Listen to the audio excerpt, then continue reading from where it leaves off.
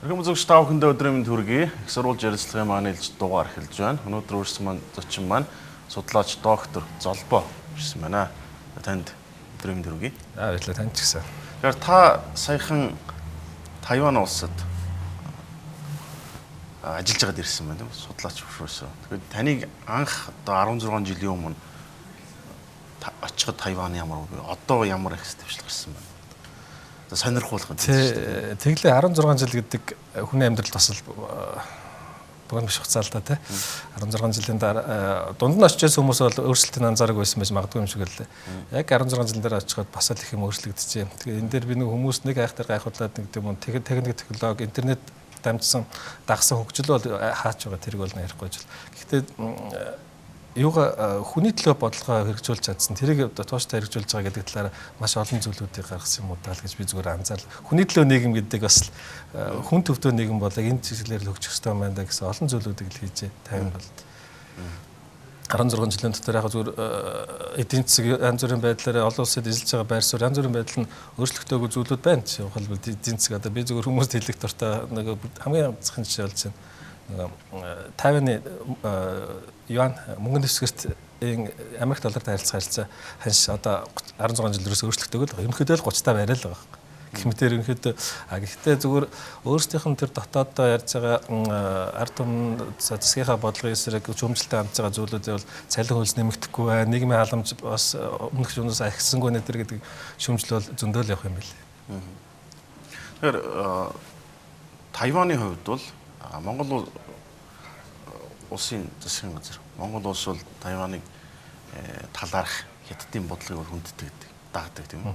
За ялангуяа хятадын засгийн газар бол Тайвантай харилцаагаа таслаад хятадын бодлогыг хүлээн зөвшөөрүүлэхэд бол дипломат салбарт бол нэлээд ахис дэвшил гаргаж байна л да. Үнийгээ ч гэсэн хятадын төрийн хэвлэлүүд бас нэлээд одоо сортолж ялдаг. Та энэ талаар юу гэж бодно? Ер нь ирээдүйд Тайваныг зөвшөөрдөг улс хэд байх вэ?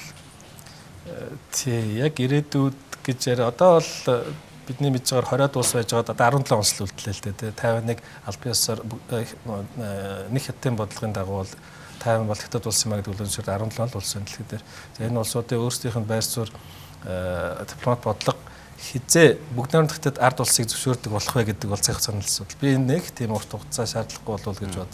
Тэгээ энэ талаар нь явуулж байгаа бодлогуудыг ингээ харж хахад Тайваны гадаад харилцаа бодлого судлааснаар сонин хэвлэлүүдэд гарч байгаа нийтлүүдийг харж хахад бүгд найрамд хятад ард улсын бодлого за шигийн бодлого бол хятад Тайваны ганцаардуулах дипломат мөнгөний бодлого хэрэгжүүлж байна гэж сэтгэл дундуур л байх юм байна.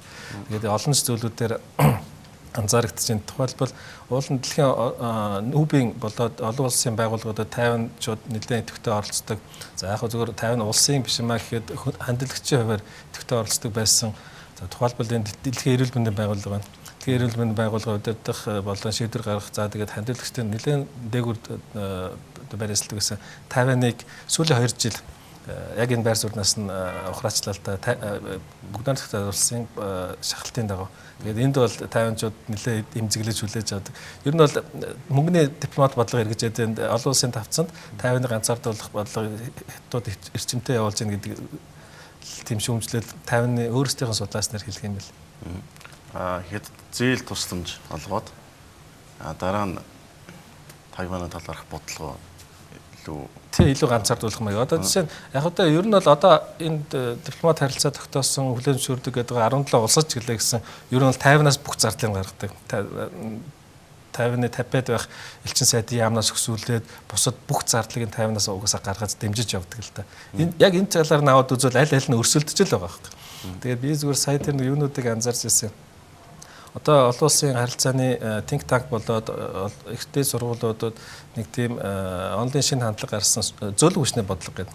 Дэлхийд дээр зөөлөн хүчний бодлого ямар улсууд хамгийн идэвхтэй сайн хэрэгжүүлж чадж байна гэдэг ахаар хатуу буюу уламжлалт хүчний бодлогоос гадна зөөлөн хүчний бодлогыг бас сайн хэрэгжүүлж байгаа улсууд гэдэг ихэнхдээ л удаагаас өрөндөө улсууд л байна л да.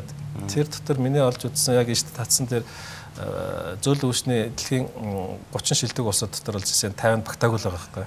хэдийгээр үнэхээр сайн энэ талаар мөнгө хөрөнгө зарцуулаад идэвхтэй ажиллаж байгаа боловч дэлхийн зөвлөгөө хүчний бодлогыг амжилттай хэрэгжүүлж хөрөнгө оруулж гаргаж байгаа талаар 50 нь бол бас л цар хүрээний хувьд бол тэр эхний 30-д бол багтаагүй л байт юм л. Тэгэхээр яг зөвөр энд бол өрөндийн улсуудаас гадна Азиас бүгд найрамдах ард улс болоод Япон, Солонгос, бүгд найрамдах Солонгос улсууд бол тэгэхээр амжилттай хэрэгжүүлж байгаа. Энэ бол зөвхөн мөнгөний л асуудал биш юм бэ л дээ. Олон талаар бидний мэддэг нөгөө соёлын болоод ахуй хэрэглээний бусад бүх залууд дээр үзэл сурталыг дамжуулж. Гэтэ энэ бол мэдээж мөнгөөр биелэлээ болдог хэрэгждэг л бодлого л доо. Тэгэхээр одоо Тайваны ард иргэдийн олон нийтийн хувьд одоо Хятад Тайваны харилцаанд яаж хандж байна? Яг бол Хятад бол бас л одоо Тайваныг үлгчээр нэгдэх боломжтой гэж бол ярьдаг шүү дээ. Яг ард иргэдийн нүнд бол одоо жишээ нь бүр айдас гэдэг юм уу хэзээ Хятад үрээ дээр дижлэх бол гэдэг тийм асуудал мэдээж алгалд олон сайралцсан. Өнөөгийн төвшөнд мэдээж аливаа асуудлыг зэрэг юугаар шийдэх байх. Гэхдээ нэг ажигласан зүйл юу гэхээр манайд ч бас нэг тийм адил дэвтэр тал харагддаг. Тайванд ардсан нам засаг авсан юм ерөнхийлөгчний сонгогдсон парламентэд олох болоод ерөнхийлөгчний ардсан намаас гарсан тохиолдолд Хятад Тайваны хоорондох харилцаа бас нэлээд зогсонг байдалд ордог. Одоо яг ерөнхийлөгч цайгийн сонгогдсоноос хойш асуудлуудад ард иргэд нь тийм л хандлагатай байл. Хятадтай муудад ирэхээр мэдээж олон талын хөрөнгө оруулалтаас өсвөл олон зүйлүүдийг эргээр биш эсрэгээр нөлөөлөх ард иргэд тааламжтай биш хүлээж авах тийм хандлагууд байгаад байгаа шиг. Цайгийн үед. Гэхдээ өмнөх Гоминдан намын үед тухайлбал одоо түүхэн уулзалт болсон доо 16 онд Сингапурт бас C2 уулзаад яг тэрний ашиг яг тэрнээс ард түмэн юм хүртүү гэдэг дээр бас л асуудал байдаг юм байлээ. Уул нь хэрвээ бодлого нь үргэлжлэж явсан бол Хятадын хөгжлийн дагсан энийг мөнгнөөс тайванчууд илүү ашигтай байж болох байсан нэтрэгээл яг Арслан намынхаа бодлогыг эсэргүүцэж байгаа тэр талаар яаж бодлогод нэлээд байх шиг байна. Тэгээд Хятадаас ч гэсэн Тайваны хөрөнгийг татахын тулд маш олон арга хэмжээ зөөлөн Хятадын Тайваны хөрөнгө оруулалтыг Хятад татахын тулд маш олон зүйлүүд хийж байгаа. Энэ бол нэг талаар урих юм бидний эдийн засгийг Тайваны эдийн засгийг сөхрүүлэх болно энэ төргээл шүүмжлүүдийг өдөр тутмын хэвлэлүүд бол левзэр нь хэл ярих юм байл л дээ. Хятадтай харьцуулах юм бол ер нь хэвлэл мэдээллийн эрхчлөө ямар байх вэ? Ер нь бол тэр талаараа бол маш өндөр. Яг зөв олон 80-ад оны төгсгөлөөр ардчлан тогтолцоонд олон намын тогтолцоонд 50 замаар шилжсэн Азийн цөөхөн улсуудын нэг Тайваныг бас Монголыг нэрлэдэг. Тэр утгаараа хэвлэл мэдээллийн эрхчлөө бол Тайван хангалттай. Энэ бол хизээш боогдож байгаагүй гэдгээр бол өөрөөсөө бараг л нөгөө ардчлан эрхчлөөний арал гэж байгаа байхгүй. Зөв нөгөө юу дотор л та. Хүү биш. Гэдэргүй биш. Гэхдээ тэд нар бол юу байна? Сэтгүүлчд болоод сэтгүүл зүй болоод хэвлэлийн эрхчлөөг бол хааж боосон зүйл яг юун дээр бол нүдэн дээр харагдах тийм бол. Гэхдээ энд бол мэдээж улс төрийн нөхцөл байдалтайгаа зохицуулаад ямар нэгэн байдлаар бүр тэрс юм ярих боломж алгалтай мэдээж нэг Хятад гэсэн энэ дэлхийн бодлогын хажуугаар өөрсдийнхөө хэмжээнд тэгж яах тайванчуудын хувьд бол мэдээж энэ бас төвхтэй асуудал.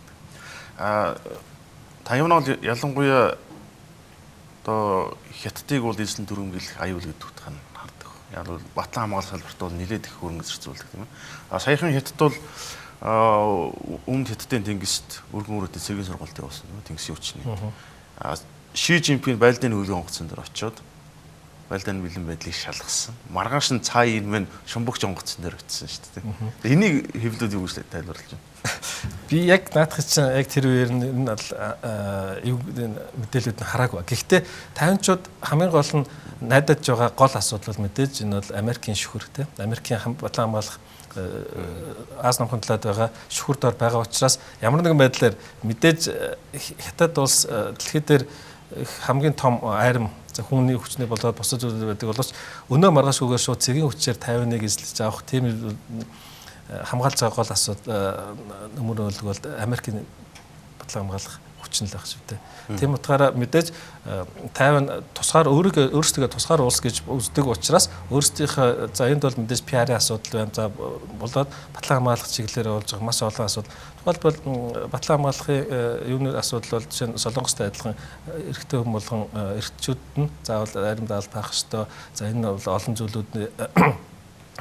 зүйлүүдийг суралцаж авах бас нэг зүйлүүд нь ялцчихв батлан хамгаалах чиглэлээр хангалттай хөрөнгө энэ салбарт зарцуулж чадж байгаа тайван бол яг өнөөгийнхөө дотоодын бүтээгдэхүүн бусад зүйлүүдээр харьцуулахад бас л арлын нэг жижиг улс гэхэд энэ бол тодорхой хэмжээний зүйлийг бүх зүйлийг Америкийн юун дотор нөмөр нөөлөх алхавчин дотор ихээс илүү өөртөө ч гэсэн тодорхой хэмжээнд улс гэдгээрээ дотоод нөхцөлийн тодорхой хувийг батлан хамгаалах салбарт хангалттай зарцуул. Америкийн нэгдсэн улсын хувьд бол одоо 70-аад оны сүүлээр Тайваны талаарх бодлого тодорхой болгосон тийм ээ. Нэг хятад. Гэдэг бодлогыг хүлээн зөвшөөрсөн. Гэхдээ нэгдсэн улсын хувьд бол бас нэг айхтар зүйл нь юу гэхээр Тайваны батлан хамгаалах салбар их хэмжээний мөнгө зэвсэг хөдөлгддөг шүү дээ. Тий. Обамагийн үед ч байсан, Трампын үед ч гэсэн яригдж байгаа. Байршлын хөвчлөлөө гэсэн 50 аралж өөрөө яг зүүн өмнөд Азийн хамгийн чухал эзэг дээр байгаа байхгүй. Яг үнэхээр 50 арлыг тодорхой хэмжээнд өөрийнхөө нөлөөнд байлгаж чадна гэдэг бол зүүн өмнөд Аз. За тэр тусмаа бүгд найрамд хотод дараалсан 70 ирэг дээр чинь 200 орчим километр байгаа шүү дээ. Тэр хэмжээг л тэр газар нутгийг л тодорхой хэмжээнд өөрсдөө нөлөөнд байлгаж чадна гэдэг бол хятад бас л ойрхон байна л гэсэн үг л дээ.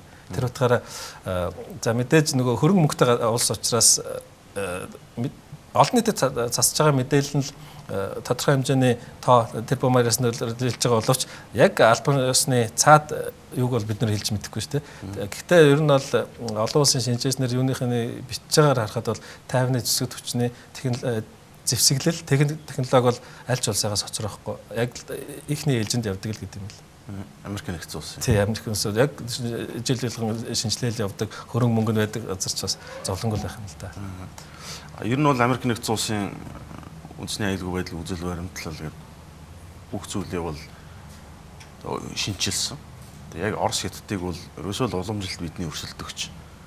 Дайсан гэж бол бичээгүй. Уламжилт өрсөлдөгч гэчлээ шүү дээ. Яг энэ бодлогын хүрээнд бол жишээ нь Тайваныг тогтоон барих дэмжинэ гэдэг бол Америкийн басны бодлого гэж үзсэн. Тий, зүүн өмнөд Аз намхан талаан яг тэр бүс нутагт Тайваны газар нутаг геополитик яг тэр энэ дээр өөрсдийн нөлөөллийг тогтоож чадна гэдэг бол Америкт маш том боломж. Энэ бол үнэхээр зүгээр өнгөц харахад л хэрвээ бүгд найрамд улсын албан ёсны нэг хэсэг байвал Америк маш их зүйлийг алдах байхгүй. Газар нутгийн болоод агаарын бусад хилийн бусад зүйлүүдээр бол энэ маш том гарч олно. Тийм ч учраас яг зөв Трамп ч өөрөө сонгогчныхаа дараа цай ерөнхийлөгчдөө ирж ойрхон сонгогдоод ерөнхийдөө яжсан утсаар ярилцлаа хоорондоо бас нэг ойлголцлоо нэтэр гэдэг чинь л хятад бол нэг тийм баярт мэдээ бол сонсогдохгүй л байна л да. Хятадын гадаад хэргийн яамд хувьд мэдээлэл гаргаж ирсэн.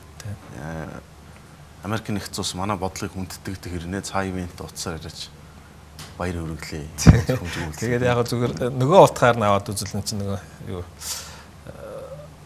мужийн нэг улсын нэг мужийн дарахт захиргаал яриад байна л гэсэн үг л. Ууланд чинь нөгөө дипломаттай бодвол мэдээс альч гадаад амны сайд тэр хэмжээний мэдээлэл хийлгүүл яах л тийм ээ. Зүгээр гэхдээ нөгөө талаасаа бас нэг хятад гэдэг бодлого дээр бид нар бас олон улсын төвшөнд бас хийх ёстой хийцэн байгаа зүйлүүдийг бид нар бас хэрэгжүүлж яаж болох юм болоо гэсэн би нэг зүйлээр анзарч байсан. Тухайлбал нөгөө 50 хотод байгаа Улаанбаатар хотын эдийн засгийн худалдааны төлөөлөгчийн газар надлын тайланыг харахад 3500 орчим Тайван хүнд Монголын виз олгосон байт юм байл л дээ. Тайлан олон нийтээр яг зүгээр энэ бол нэмэгдэж байгаа бас өсөж байгаа тоо гэж байгаа. Гэхдээ энийг бид нэр улам илүү нэмэх ч юм уу тайванчуудыг Монголд илүү олоноор эрүүлэх аялал жуулчлал талаасаа хөрөнгө оруулалт гэж харж үзвэл бид нэр бас өөрчлөлт хийх ёстой зүйлүүдэн бас нэг нь тайванчуудад тухайлбал хөнгөжүүлсэн маягаар виз олох боломж байдгүй юм болов. Ер нь цаашдаа энэ талаар болдгүй юм болов хийх ёстой зүйлүүд бас байж болох юм шиг санагдсан. Тайванчууд ч өөрсдөө дэлхийн 140-од улсад визгүй зорчдог ард юм. 23 сая ард юм бол хөрөнгө мөнгөний хангалттай аялал жуулчлалын бас л том хөрөнгө оруулалт гэж. Тэгэхэд Монголд ирэхэд бол заавал тайвад байгаа төлөөлөгчийн газараа дамжуул ингэж байгаа. Зарим нэг талаар хүндрэлтэй бид нар нөгөө Тайванаас өрөө хангалттай тооны жуулчин татъя гэж бодож байгаа ч юм уу хөрөнгө оруулалт. бизнес салбарынх нэг ч гэсэн бас татъя гэж бодож байвал иймэрхүү зүйлүүд бас хөнгөлөх бас л авч үзэх ёстой зүйл байгаа юм болов уу? Монголын талаар хэл мэдлэгтэй байна. Ер нь бас гайгүй болчихжээ. 16 жилийн өмнө бид нарыг оюутан байгаад Монгол гэж ярихаар аль Монгол вэ гэж өвөр Монгол гэх гэдэл Монгол гэхээр аль вүлээ гэдэг байсан бол одоо бол ерөнхийдөө Монголын талаарх мэдээлэл хангалт гайгүй болчих. Монгол гэхэд Монгол улс гэдгийг мэддэг. Монгол улсаас ирсэн захын заавал Монгол цаана үлээ гэж асуух нь бас болчих. Таксины жолооч бол тэрээс бас өмнөхөө одоо сайжирсан юм байна. Тэгээд би зүгээр энийг 16 жилийн өмнө бид нарыг тэр 2002 онд үндсэн хуульд өөрчлөлт оруулах газрын зургийн шинээр хэвлэлдэг болоод Монгол улсын олон улс хүлээн зөвшөөрж байгаа тэр хэмжээнд байлгах гэсэн тэр бодлого нь ч гэсэн тодорхой хэмжээнд хангалттай хэрэгсэн нэг жишээ юм болов гэж бодлоо. Зүгээр Монголд ирж үзчихсэн 50 хүмүүс бол за бид нарын харьцсан хүмүүс нь тийм учраас тийм биш бас олон болчихжээ гэж би зүгээр анзаарсан. Зүгээр ямар ч юм хоёр талтай байдаг нэг нь Монгол төвдийн хороо гэдэг нэлээд түүхэн том уламжлалтай байгуулга байсан юм а. Хуучин сая одоо байгаа юу? Татан богдсон. Ер нь бол сайд яамны хэмжээний статус та хөрөнгө санхүү дэмжлэгтэй явдаг байсан байгууллага 2017 онд албан ёсоор татан богдоод одоо бол соёлын яамныхаа нэг хилцс болоод ажиллаж байгаа юм байна. За тэгээд тэр 5 сард Чингис хааны тахилга уламжлалт тахилгын тэнд болоод яхад соёлын яамны яг тэр хуучин Монгол төвд орнд ажилласан хүмүүс ажиллаж байгаа тэр хилцс нэлээд идэвхтэй ажиллаад Монголынс одоо энэ үндсийн төв божин шуулгын бас хэдэн уран бүтээлчдийг авчираад тоглолт төрөөр 51 төрөлөд болж байгаа. Иймэрхүү зүйлүүдийг анзаарч яхад яг энэ Монгол төвдийн хороо идэвхтэй ажилладаг байх үеийн тэр хөрөнгө мөнгөтэй байх үеэс бол их л багасч. Ер нь бол мэдээж энэ нөгөө яамны нэг хэлц болоод орж байгаа. Тэгээд санхүү хөрөнгө оруулалт бүх юм тэрүүд амждаг юм уу харьцуулахад бага болцсонтой холбоотой байж юм. Хуучин бол яг тэр сан үедээ бол баг шуудгыг тэр чигээр 50 60 хүнтэйгээр навчаад 51 тойролдог байсан бол одоо нэг 10-аад хүн 10 хүрхэн хүний залуучуудыг авчираад тоглолт хийж явах жишээтэй. Гэхдээ энэ бол яг зүгээр бас Монголын талаар явуулж байгаа эерэг мэдээлэл сурталчилгааг л гэж би зүгээр дэрийг харж байгаа. Таавал түүхч хүн тийм үү? Тайваны музей архивуудад Монголын хаадын хөрөнгө зураг байдаг. Тэгэхээр энэ яг бодит зураг. Түүхчид ер нь юу гэж хэлбэрдэг? Түүхчид одоо бол тэрэн дээр нэг маргаан байдаг юм да хааны ордон музей гэж хятаараа гүгүн гэдэг яг тэнд хуучин 49 онд бүгд намтагтад оролцож байгуулагдаад иргэний дайны үед Гоминдан намынхан Бээжин болоод Нанжингаас маш олон зүйлүүдийг за энд бол мэдээж Эрдэнэс алтаас өсвөлээд түүхэн маш олон баримт архивыг авч явсан гэдэг тэр дотор нь орж явсан Юан улсын үед бүтээгдсэн гэрэл уран хөрөг зургуудыг бид нэр дэлхийд дээр байгаа манай их хаадын цор ганц бүтээл гэж үздэг л түүхчид бол одоо энэ дээр нэг маргаан байхгүй. Зүгээр яг тэр ихийг бол ихээр нь үзсэн хүн бол ховор л гэдэг юм шиг л зүгээр мэрэгжлийн болоод улс төрийн маш өндөр түвшний хүмүүст хайны гаргаж үзүүлдэг болохоос биш сайн хулбарыг одоо энэ тэнд үзүүлдэг. Одоо та мэдвэл 2006 онд одоо маах чинь 800 жил байд тэмдэглэхэд төрийн түүхэн музей ордны доор байгаа. Тэнд 20 хэдэн зургийг 50-ны зүгээс хамгийн өндөр технологиор хуулбарлаж өгсөн ба. Гэхдээ зүгээр тэрийг их хувийг зүгээр нь гаргадаг л гэдэг юм байл л дээ. Түүнээс гадна тэр зургаас гадна маш олон зүйлүүд түүх архив холбогдлолтой баримтууд байгаа. Гэхдээ манай шинжлэх ухааны академи түүх археологийн үргэлжлэнгийн судлаач нар их сургуулийн багш нар гээд тэр баримтуудыг авчрах, хуулбарлаж авчирч Монголд судалгааны эргэлтэнд оруулалтаар ажиллах эхлэл бол бас л хийгдээд ирж байгаа. Одоо ч явж байгаа. Гэхдээ нэг л зүйл байгаас манайх нөгөө хүний нөөцийн асуудал дээр яг хятад хэлтэй үнэхээр сайн боловсруулсан түүхч судлаач нар Монгол байна уугүй. Яг тэгж бэлтгэгдсэн үнэ бид нэр эргэж татаж чадж гэнэ үгүй гэдэг дээр бас л бодож үзэх хэрэгтэй юм шиг л. Тайванд хамгаалсан, за түүхээ болоод босоо чиглэлээр хамгаалсан тэр өндөр түвшинд бэлтгэгдсэн судлаач нарыг Монголд ирээд ажиллах тийм сонирхол нөхцөлийг бид нэр бүрдүүлж чадахгүй шүү дээ. Тэр утгаараа бид нар хүний нөөц ихнээ тэр баримтуудыг авчираад эглээ чиглээ гэсэн тэрийг бид нэр эргэлтэнд оруулаад өөрсдийн болгож чадж гэнэ үгүй гэдэг дээр бас харж ах хэрэгтэй л юм л. За Тайваны талаар сонирхолтой ярилцлага өгсөн танд баярлалаа.